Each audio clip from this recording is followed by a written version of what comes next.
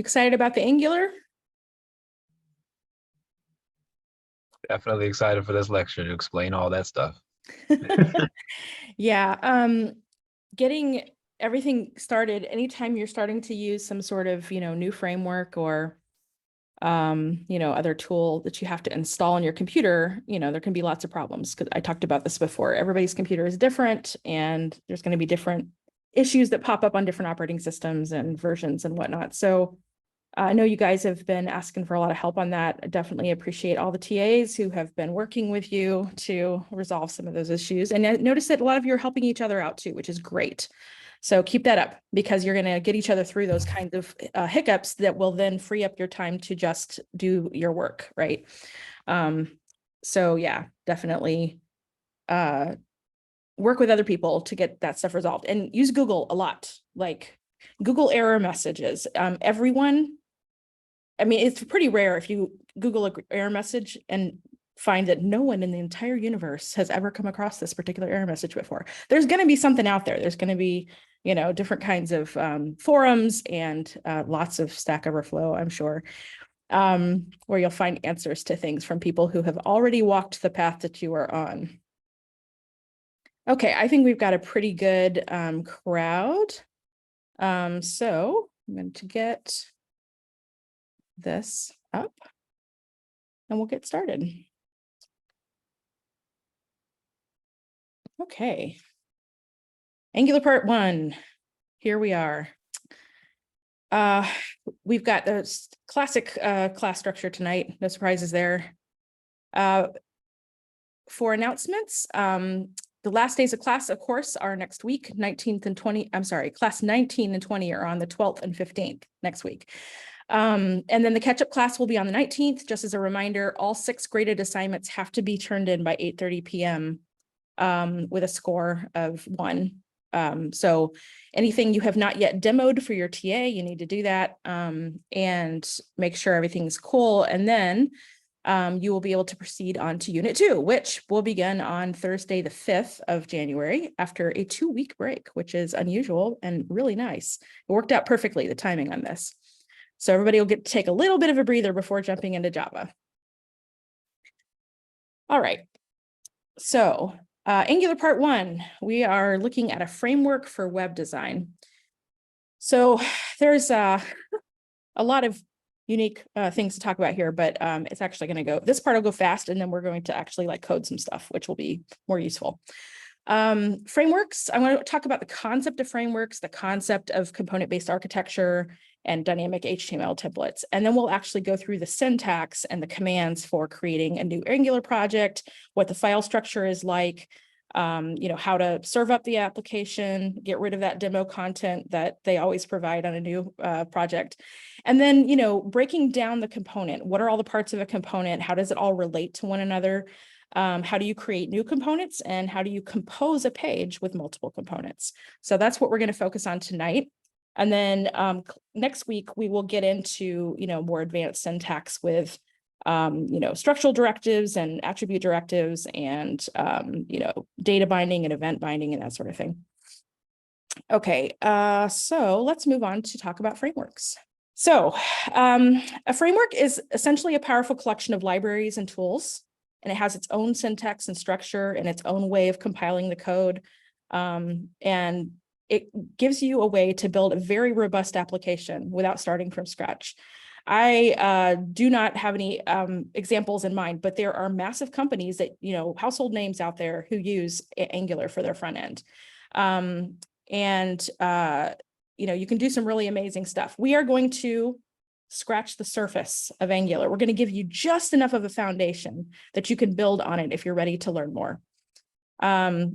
But it is one of the most popular front-end frameworks out there. And so it's a really, really good one to know. And once you learn one framework, it's not that hard to pick up a second one. So, if you really, really want to learn React or Vue, or even something like Svelte, you can, once you've learned this, you're going to have kind of the mindset to then be able to go and jump right into one of those. There are many advanced features that we won't talk about because we have limited scope. We only have 3 classes, but you could definitely investigate more in Liftoff. And I recommend that you do. My group project, we added routing. We made use of a lot of the built-in functionality for form validation and a whole bunch of other stuff with authentication and whatnot. Coordinating with the back end. So pretty good stuff. So this is the big picture, speaking of the back end.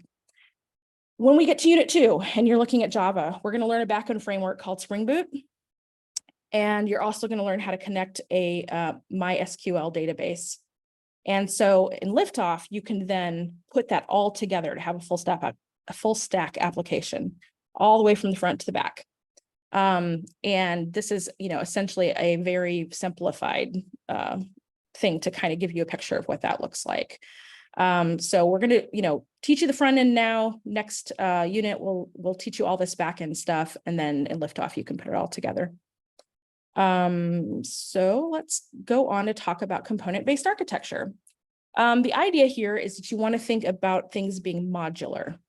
So Angular components can be, used to compose the page with multiple components, and they're class-based using TypeScript.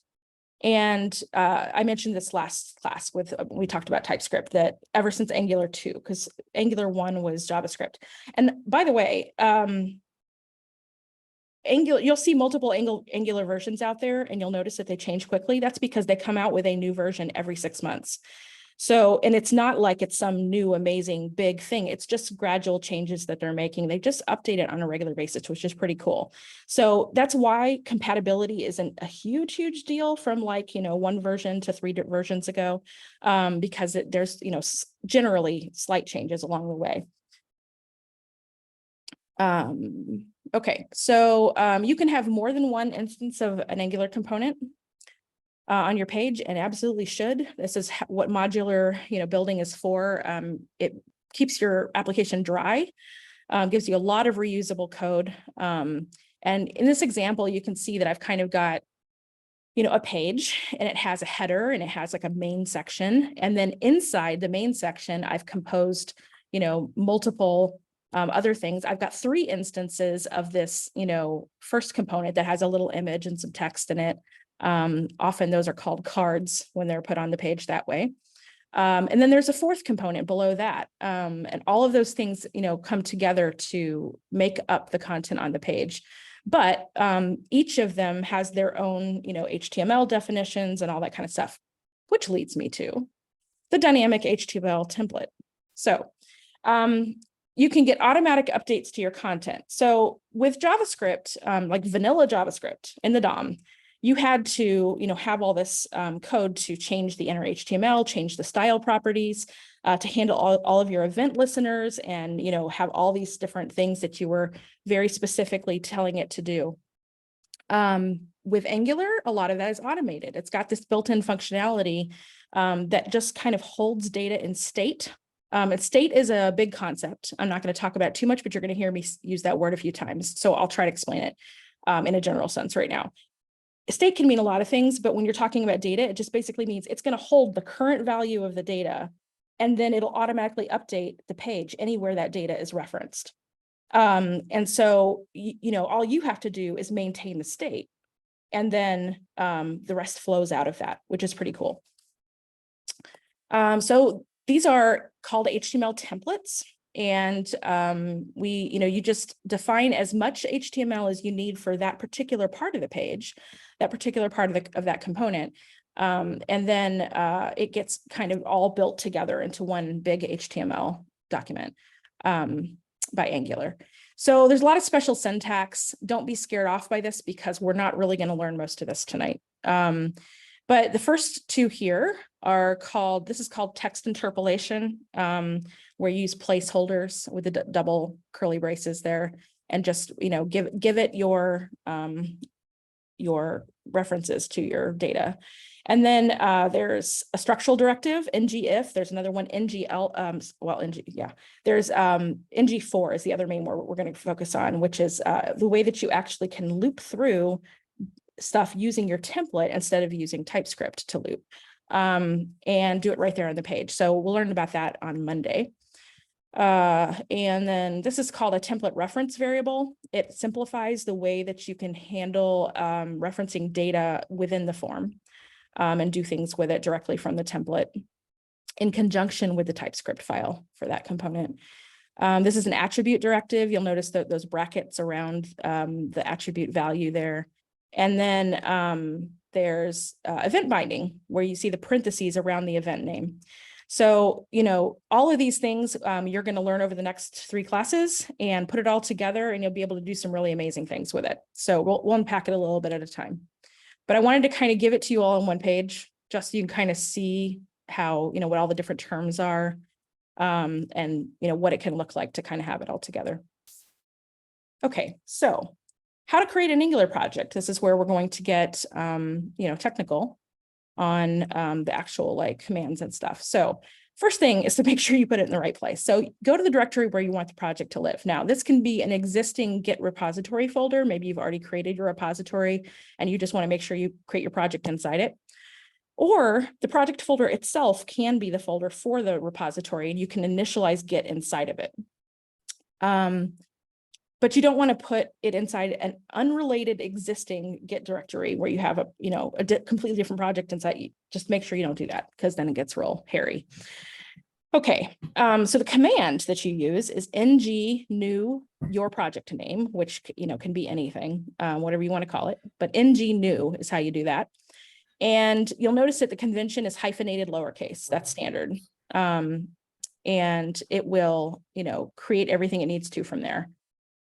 So once you've created it, you can open that project folder in VS Code, and then you can start to work on things. So I'm going to be switching back and forth now between slides and, terminal to start with, and then we'll switch to VS Code. So let me grab this, and I'm going to CD into LC101, lecture examples, and then classes 18 to 20. Here we go. All right. So this is where I'm going to create my new folder. And I'm going to, the project, but yeah, it'll create a folder. So ng new, and then I'm going to call this, I guess I got there we go. Okay. Hopefully that's easier to read. Okay, so ng new, and I will just call this, let's see, what am I? It doesn't matter because I'm going to use different code next class, but we're going to build a project that we're going to work on across 3 classes. So it's going to be real simple tonight, but then on Monday, we're going to add more to it. And then on Thursday, we'll add even more to it. And that way you can kind of see everything all at once. Okay, so I'll call it garden planning demo, because I already have another one in here. Okay.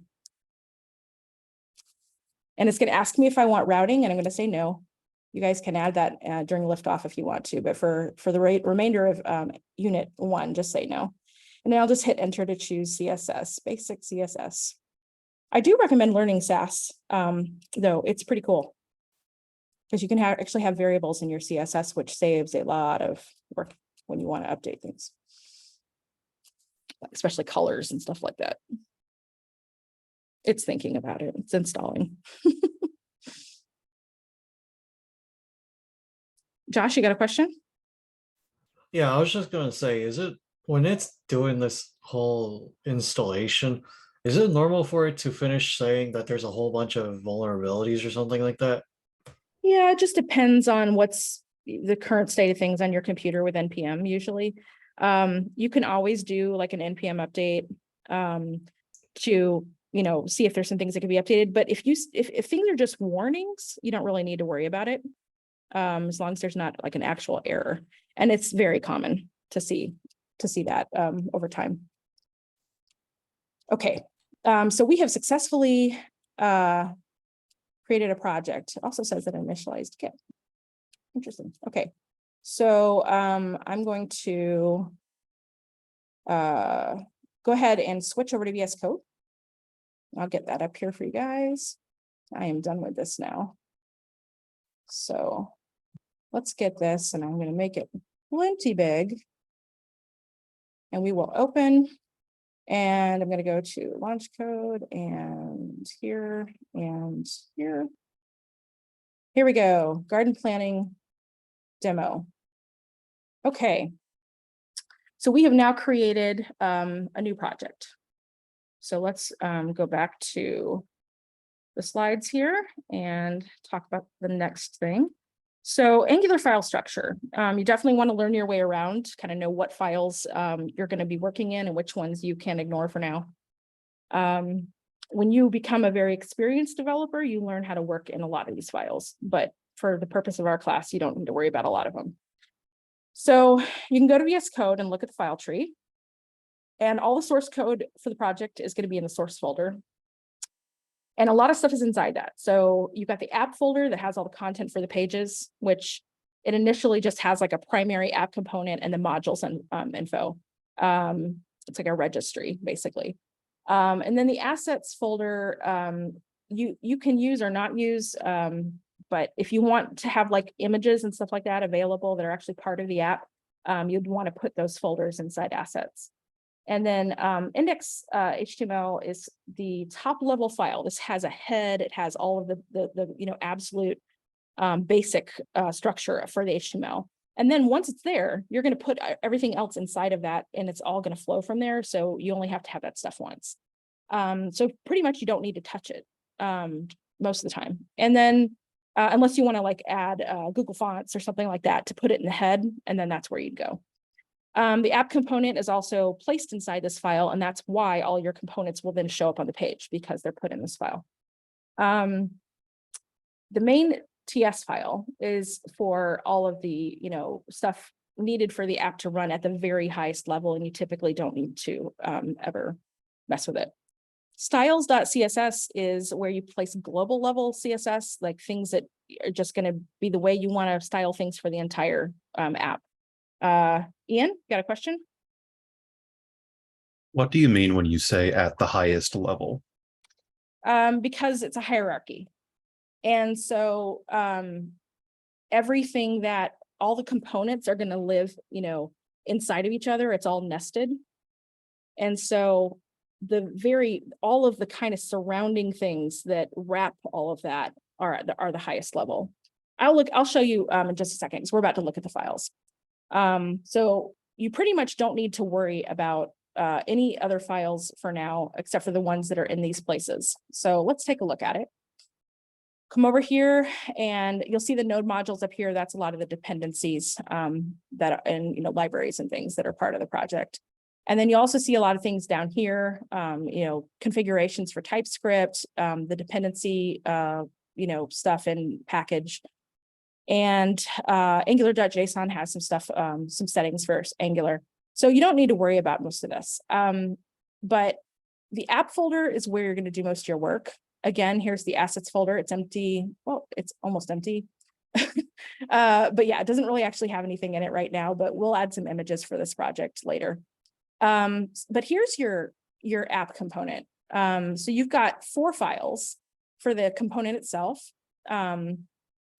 HTML, CSS, TypeScript, and the spec. And then there's this module file that is where everything is registered. So as you are adding components, this is going to have more import statements, and it'll also include them in the declarations down here.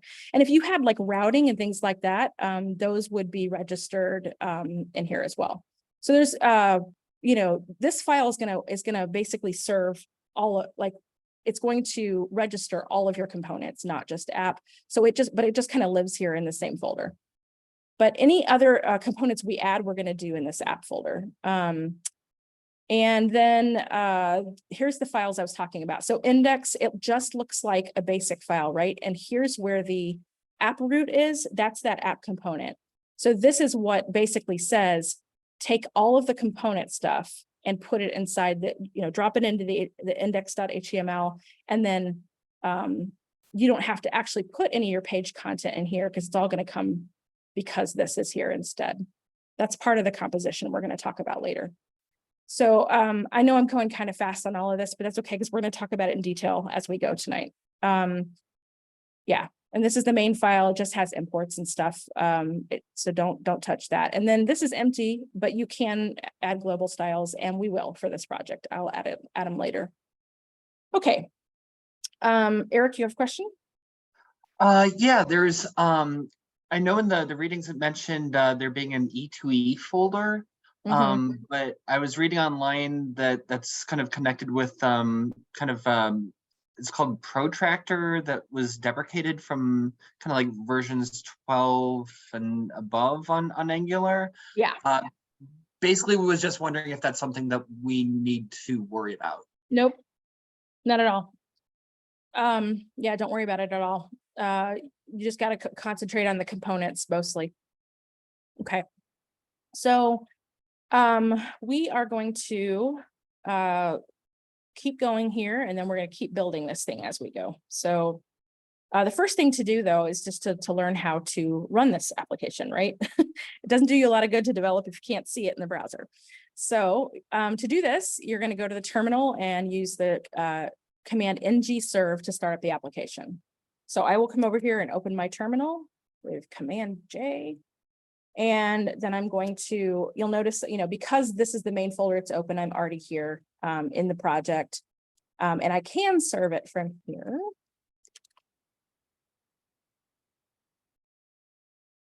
Ultimately, I'm going to be moving into, oh, it's already in use. Yes, I would like a different port. Hang on a second. Let's cancel this. Give me a moment. All right. I'd rather show you what it looks like when it's not in use. Okay. All right. So if it's already in use, though, it's a good time to bring this up. You can actually, if you have two projects running at the same time, that's fine. Just have it open it in a different port, and then just, you'll be able to open it from that port instead in the browser. But it defaults to 4200. So I've mentioned that here. So we're going to go to http://localhost 4200. So I will do that. Well, and look at that. It knows that I have been going there. So localhost 4200. And you'll see a whole bunch of content on this page, and you're like, we didn't code that. Where did that come from? It's because Angular gives you a demo essentially to start, and it gives you some interactive stuff and a good idea of what something can look like. It's got like a little header bar up here and a whole bunch of stuff going on. So it's good for reference if you really want to learn about a lot of other things. You can kind of come in here and look around. But it also has a bunch of stuff crammed in there that you don't need. So don't worry about it. Now, this default component, we can actually open up the DevTools now and look and see what all that is. And I want to point something out when we do that. Oh, so I can go back to here, and I'm going to open DevTools. Okay, so if we go to the elements and we start opening this up, we're going to go, and you'll notice it says app root, right? That was in the index file. So all the content that's coming from the actual app component is in here. And you see how it's got all of these like attributes that start with like underscore ng content, yada, yada, yada. You don't have to put those in your code. The actual code is much simpler, but Angular is doing a lot of stuff behind the scenes. So it's adding a ton of stuff to this that you don't have to worry about. It just knows what to do. And then it makes it very sophisticated in the browser with how it's handling its references to different elements and things like that. But so you might come in here and go, oh my gosh, there's so much stuff. Where did this all come from? It's Angular. It's just doing its thing. But if we actually look at the code, if we go to the HTML template, they've put all of the CSS for this page in a style. They've done it like, internally in the file. So you'll see all the CSS. They put it here instead of in the CSS file, which is fine. It makes it easier for us to clean it out when we're ready to start our own. But if you eventually get down here, you start seeing the HTML. They've got a lot of SVGs in here, so that's what all this is. But you can see different content. Some of it's just right. I mean, most of what you're going to do is regular HTML. There's just some additional syntax that you'll be adding in here. But with the exception of all these SVGs, there's actually there's a class and a click event binding thing going on there. So there's, it's actually not that complicated. So that's that. The TypeScript file is here, and the only thing they've got here is a title. So that brings me to the next, so we've compared it to the content of the HTML. So if you want to stop your application, you just do Control-C, and that is actual control even on a Mac. So we can do that, and then I can serve it right back up like this with ngserve.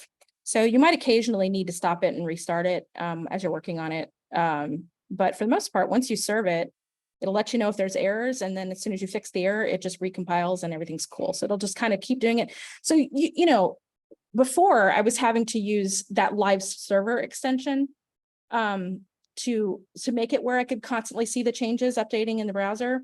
But Angular, by serving it this way, this is exactly what that's doing, is making it to where you can work on it live. Okay, let me go to gotta get my other window back. Here we go. So to delete the demo content, to get your blank slate so you can build your own stuff, there's just 3 things to do here. One is to go to the HTML template for the app component and delete everything.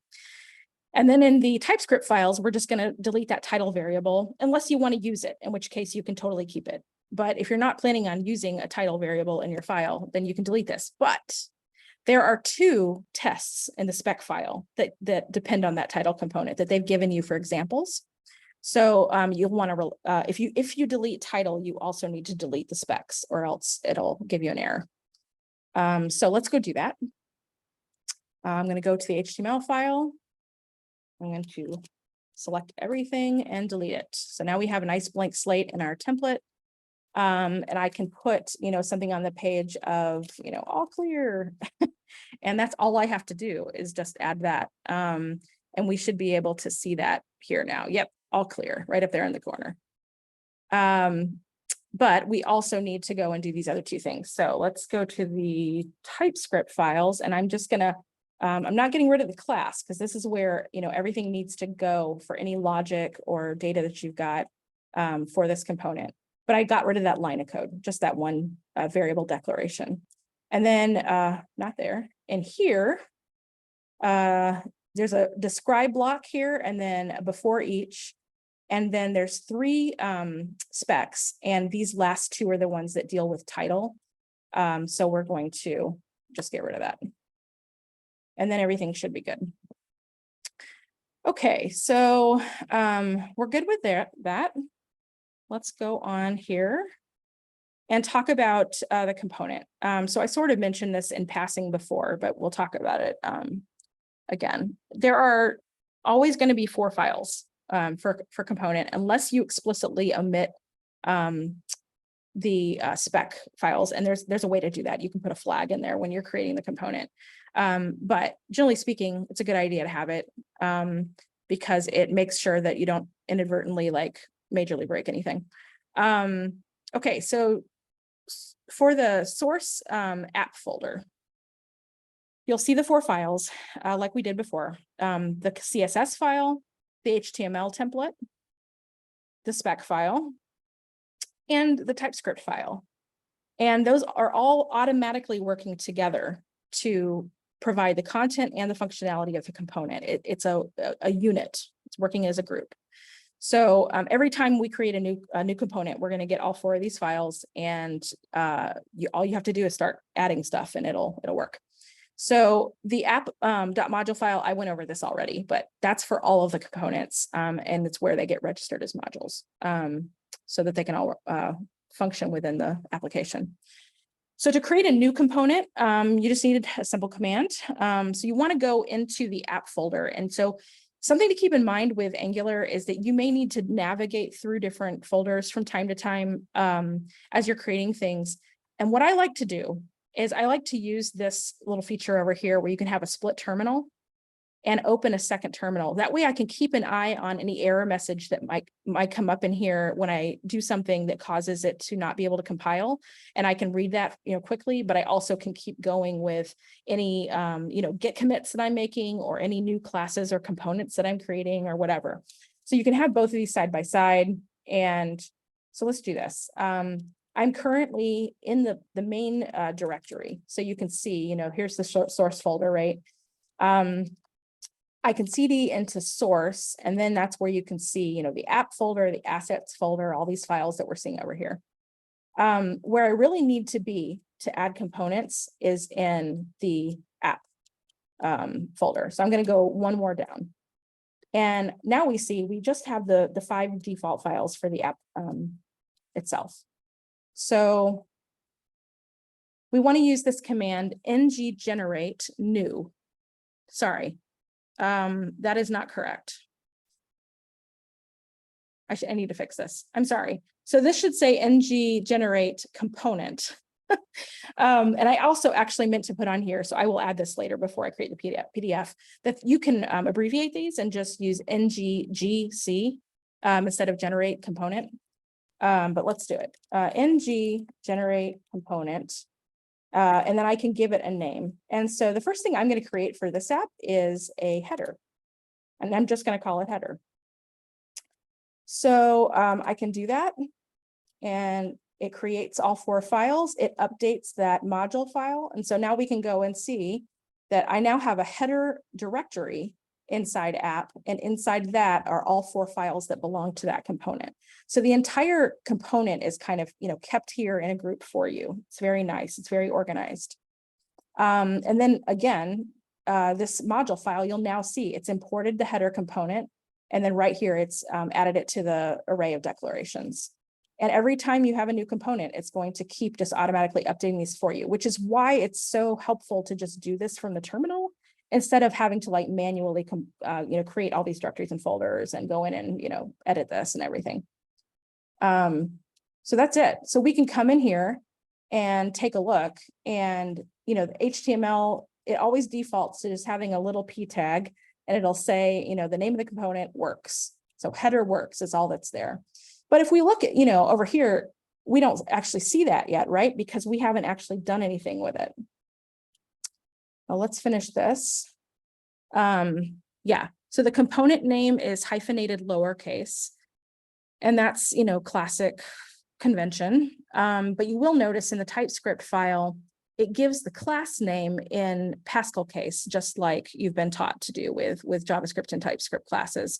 So it automatically does all of this, you know, so it knows to take whatever you did and then, you know, convert it into this structure with these conventions. The other thing I should really talk about here is what's going on here with this at component thing. So this is a decorator, and it's basically saying that the selector is going to be app header.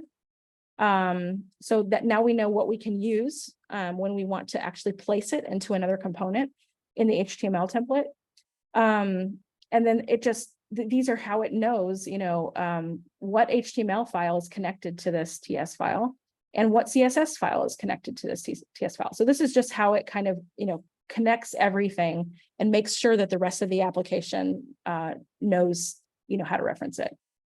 And then, you know, there is a constructor, this ng on init is here, which we will actually be making use of in a different component at one point when we're going to fetch some data, because it makes sure that anything you need at the very, very beginning can be, you know, done first if you put it inside here. And then the constructor is typically only used for things like routing and services, things that are beyond the scope of this class. But mostly we're just going to be declaring variables up here, maybe writing some functions. Header is going to be pretty simple. But that's the main, you know, gist of it. And the CSS file will be empty by default. And the spec file is just going to have the most basic test, like, you know, it should create an instance of the component. That's all you need. So let's see, what else do I have here? Right. So we've looked at the folder and we've seen the files. Yeah. Okay. So composing with components, this is where, in order for it to actually put it on the page, you have to use that selector. So if we go to, you know, on the slide, I'm using the example, my component, but in our case, it'll be header, right? And we just saw that it said header works, right? that's all we need to test this out. So we can go over to the app component template, and we can place that selector on that first line, and then we should see it show up. So let's do that. Let's go back over to, app.component.html. And instead of this all clear here, now I'm going to take that selector, and remember, if you aren't sure what the selector is, you can always go back to your TypeScript file in your component and look, and it's right here. And they always start them out with app dash. You can change that if you want to, but I'm going to keep it with the default for now. So app/header is the selector I'll use. So now I'm going to go back to the app HTML file and do app header like this. And that's all I have to do. And now we come back here and we see header works. So the content that's in the template from the, child component is now showing up on the page because we placed it in the parent template. Does anybody have questions about that? Yeah, this is the most basic thing about composing. It's just making sure that if you want content to go on a page, you just put it in another component, which in this case is just the highest level, the app component. Eric? I've seen different examples of this that have self-closing tags. Is that something that's able, Oh, that we're yeah. able to do at Angular, or is that just kind of, oh, okay, cool. Oh, hold on. I remembered incorrectly. I know you can do that with React, but I guess you can't. I guess you can't do that with Angular. Yep. Awesome. Thank you. Yeah. Yeah, that's actually a good point, because I had not thought about that. It's been a while since I used Angular and I couldn't remember, but yeah, I definitely do that with React all the time. Okay, so that's the basics of that. So now what I really want to do, let me make sure there's not anything else on my slide. I think there is. Yes, so we looked in the browser, we saw the contents from the component HTML template on the page, because, just to trace this down one more time, just so you guys understand, index has app root. That's the selector. If we look in the app.component.ts file, that's the selector for the app component. So then if we go into the app component template, we see the selector here where we're placing the header component. And that is coming from the selector that belongs to that component. And then we see the content that's in the template for the child component header works. That's how you trace it down. So when I say there's a hierarchy, that's kind of what I mean. I didn't put this in the slides, but I should talk about it. You're going to hear me talk about, parent and child kind of relationships between the components. And you're also going to hear me talk about how these components are class-based, right? But when I use parent and child, it has nothing to do with class inheritance. It's not what's going on here. It just has to do with the relationship of how you nest the components and compose them together. So in the context of Angular, when I talk about parent and child components, it's nothing to do with TypeScript classes. It's just to do with that hierarchy of the components themselves and the composition. Is that clear? Okay. So all that's really left for us to do here is to finish building this out a little bit and kind of, play around with it and see what we can do. So give me just a moment. I'm going to get this up on the page so we can kind of keep an eye on it. And then I need to get my notes from my other file here going so that I can make sure that I've got the right content to put in here. I have 3 classes worth of code in this thing currently, and so I have to find the right stuff. Okay, so really the only thing that I want to do in here is just add a header. So I'm gonna, for styling purposes, give it a div, and I'm gonna give it the ID header here, and that, and then inside of that, I'm just gonna do an H2. That's going to be garden planning tool. And that will be enough to now see that on the page, because this has been placed into the app component. And that's going to be it. That's all we really need for this. I don't think that I've got, there's no variables or anything. This is real simple. What's going to be more exciting is when it gets styled, but I'm not adding that just yet. I'm going to worry about content. So now we can look at the possibility of adding another component and putting it on this page. So let's take a look at this. I'm already in the app folder again. So I'm going to go ahead and just generate another component. So and I'll do the abbreviation this time, NGGC, that's generate component.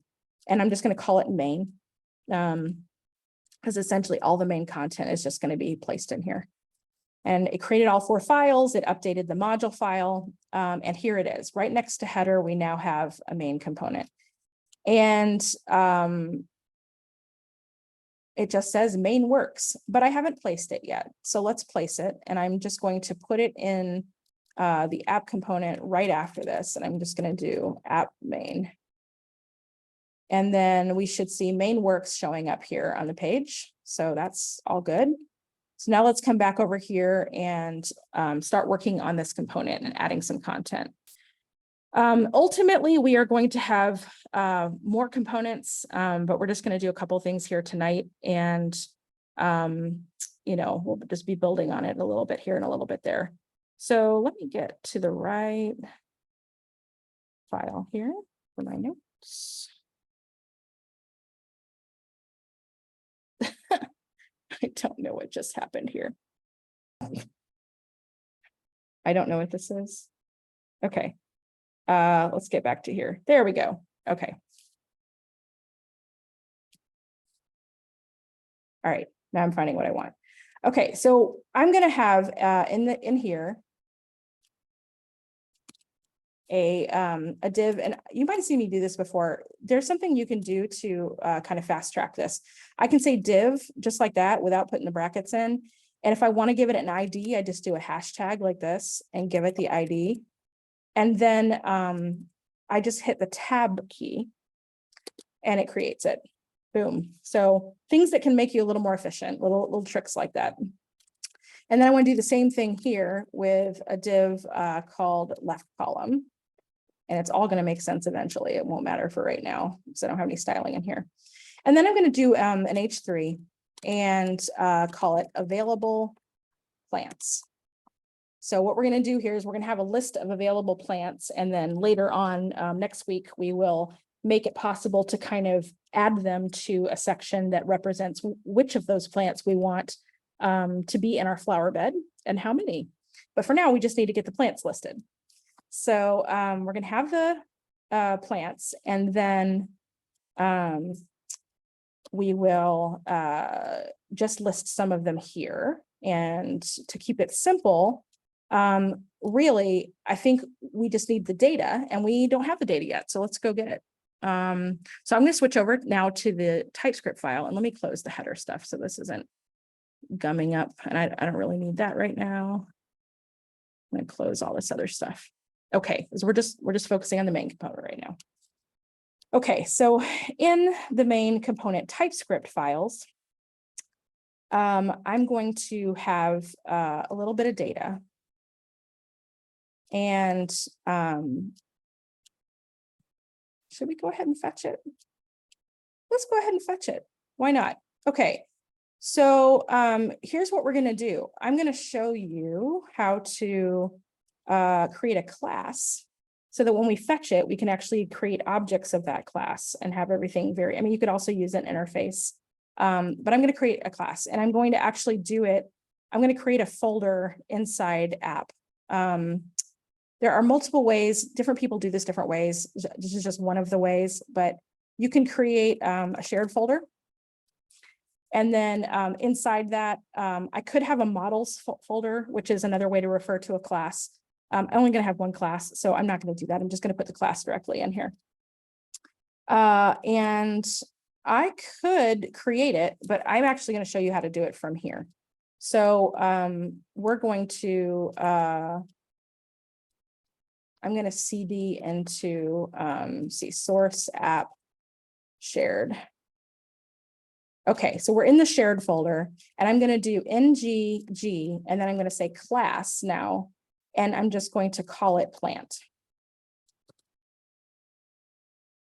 Okay, it has created the class. It's also created a spec file for the class. I don't really intend to use the spec file. I'm going to delete it. And we'll just focus on the class itself. But it's created, plant.ts, and it's just got export class plant. So the absolute basics. This is, but if you wanted to do it where it's going to automatically create the spec file and all that stuff, that's how you do it from the terminal. But all I really need here is to define some properties and a constructor. So we're going to have an ID, and hold on, how are we doing on time? 17 after. Maybe I should copy and paste this. I think that's what I'm going to do to save time, because I want to focus on the Angular stuff mostly.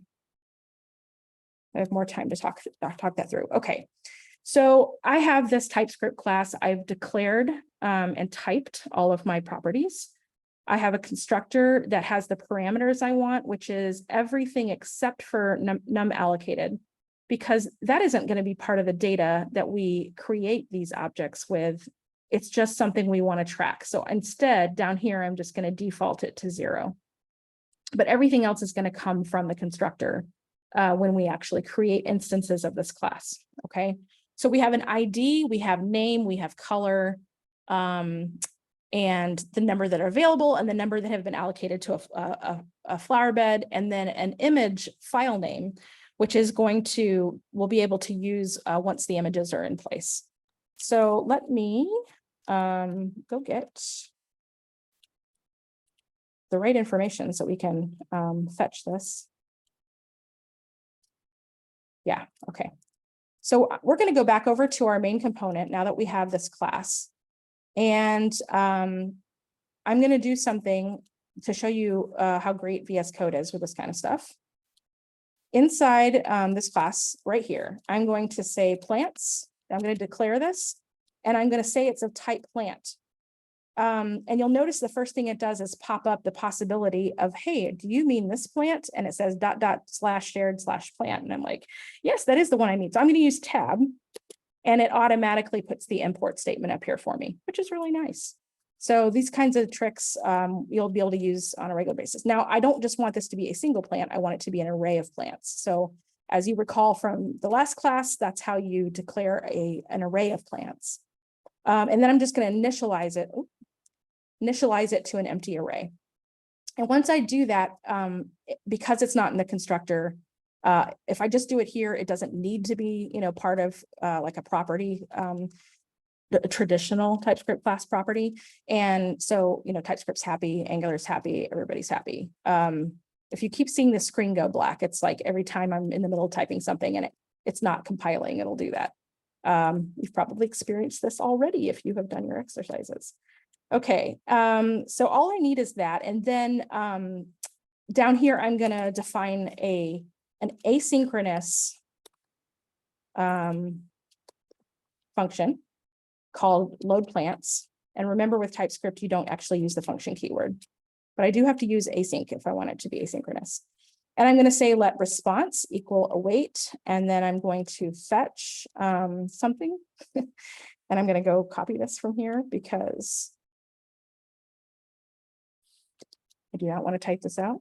I have placed my JSON file in my Google Drive, and this is the way you can use that. You can just put this export URI parameter on there with a query parameter of format equals text. As long as it's just a regular Google Doc and it's not an actual JSON file, it'll read it like JSON. So it reads the text, and then you convert it to JSON. So let's do that. And we have to await it, response.json. So now we have JSON that's from that file, and we can do something with it. So what I want to do is I want this plants array up here to hold objects of the class plant that use the data from the JSON. But first, let's just go take a look at that JSON. So you know what it is, right? That's kind of the first thing you got to do when you're getting data from somewhere else, because you're like, what are the properties? What does it look like? So let's just console log the data. Now, I have not called this function yet, so it's not going to do anything. And this is where, if you're fetching data, you want to put this in ngOn init. So I'm going to do it from here and say this dot load plants and just call the function. And now when we come over here and look in the console, we can see that our data has been fetched. And as you can see, every single one of these has 5 properties: color, ID, image, name, and num available. And they're in alphabetical order, not the order that they actually came from before. So that's the way that the browser listed out, but it doesn't matter because it's not order-based, right? And every single one of these is a different flower with, different color combinations. It has an image name, and it has the number available. So this just gives us the basic data that we need in order to, have the starting information that we need for our application. So I'm going to come back over here, and now we're going to actually create these objects. So I am done with this. I'll just comment it out as a reminder that I did that. So we're going to loop through. And trying to decide if I want to copy and paste this, but that's okay. Data.length I++. Okay. And we can just push directly into this, a new plant.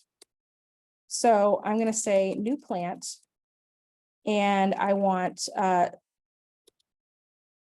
data at indexi.id, because it's now, because I set up the class ahead of time, VS Code is reminding me this is the constructor of a plant, right?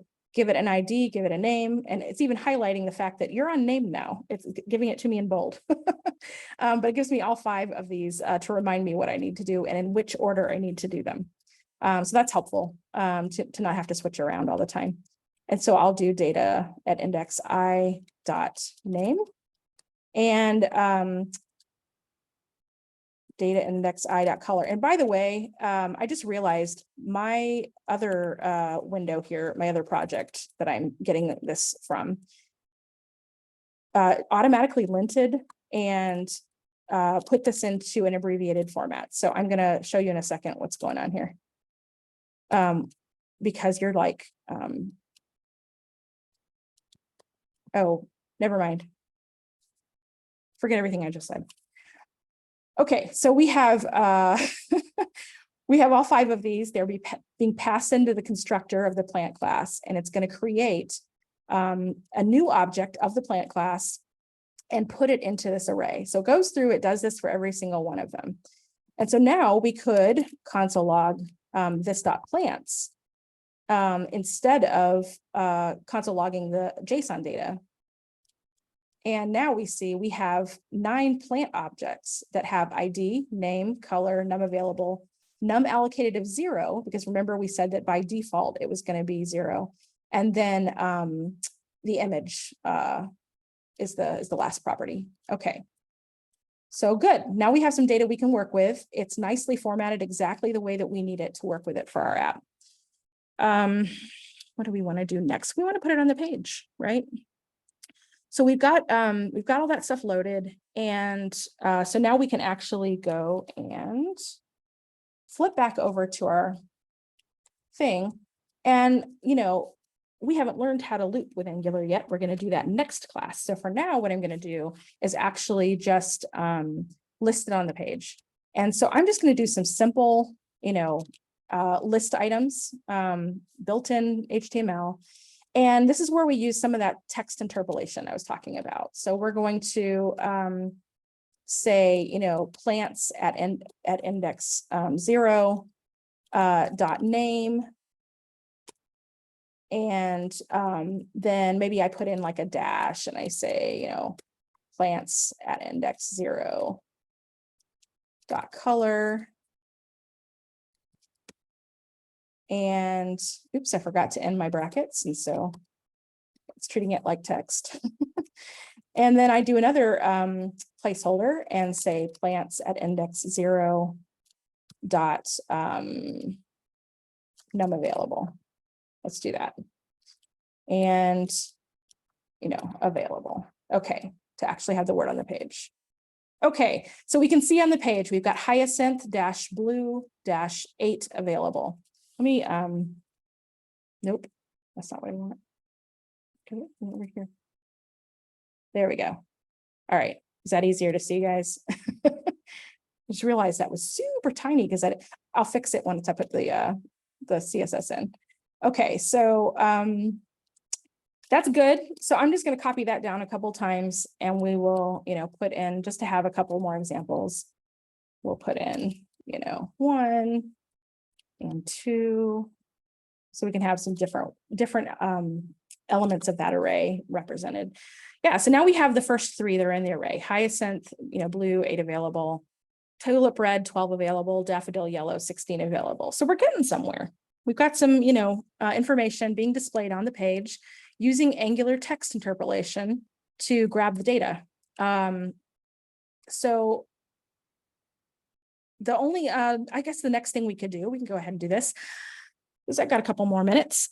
We can also add utility functions that we can import. And, let's say we wanted to alphabetize these, right? So maybe we go back into that shared folder here, and I'm going to add a file called utils.ts. And in here, I'm going to write a function. Actually, I'm going to copy and paste a function. It's just your classic object sort, and it's intended to sort on, a specific property of comparing one item against the other. So we're going to give it the array, and then we're going to give it which property we want, and it'll sort it on that property. So all I have to do is import this now from back over here.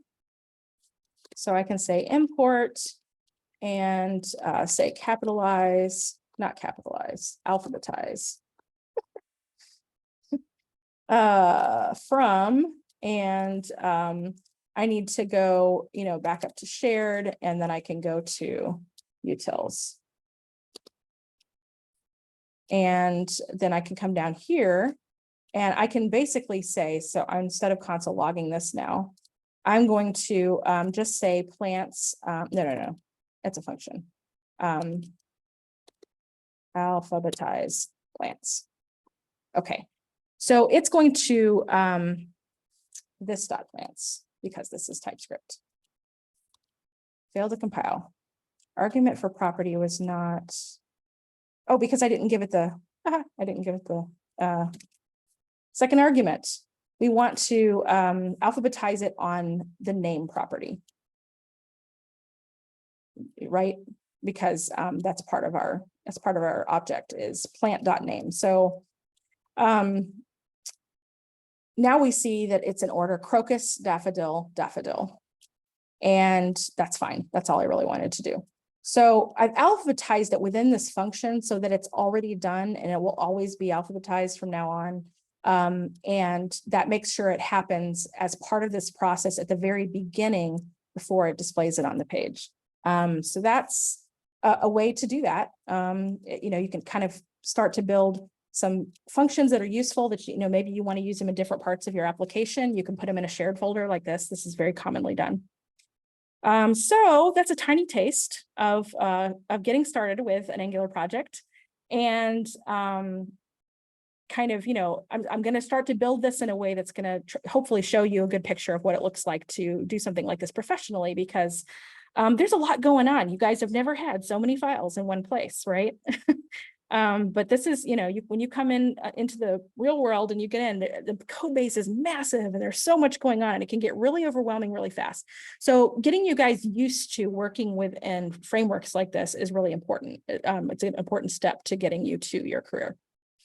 Okay, we are at time, and I think we've done exactly what I wanted to kind of cover for tonight. It's going to get a lot more exciting.